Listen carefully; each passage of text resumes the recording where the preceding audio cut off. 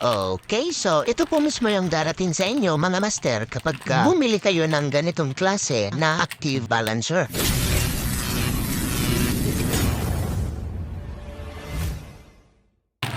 Sa halagang 233 pesos ay meron ka ng apat na clip fastener, isang connecting plug, 5 wire, at syempre ang main board ng ating active balancer na pang 12 volts 4S na may 6 ampere at ang kagandahan pa nito ay merong on and off features.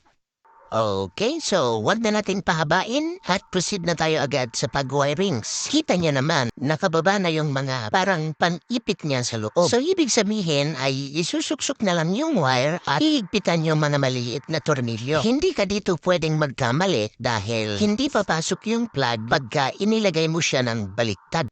Sa paglagay naman nitong wire ay dapat meron kang pattern para mas madali mo itong masundan. So, I suggest na unahin yung kulay black saka isunod ang apat na kulay gray accordingly.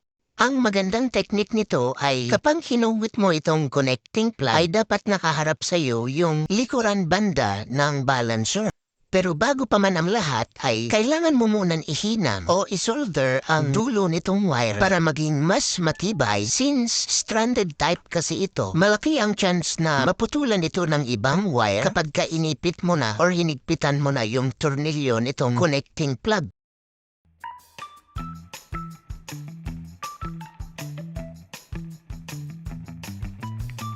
Alright, so ayan na po yung naging itsura. Mas solid na ang mga ito tingnan kumpara dun sa una. Sabi ko nga kanina, unahin natin itong kulay black na wire which is itong B negative. Medyo alalay lang sa paghigpit. Mararamdaman mo naman ito kapag ka okay na. Alright, isunod naman natin itong B1, ang pinakaunang kulay gray na wire. Saka isunod ang B2, pangalawang gray wire. Then, isunod ang B3. Ito naman yung pangatlong gray wire.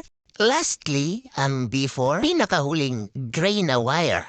So, yan mga at natapos na rin. Napaka-basic at madali lang din ito sundan. Bali, ilalagay na lamang natin itong apat na ito na siyang magsisilbing pinakapaan niya. So, ganyan na po yung magiging itsura niya, no?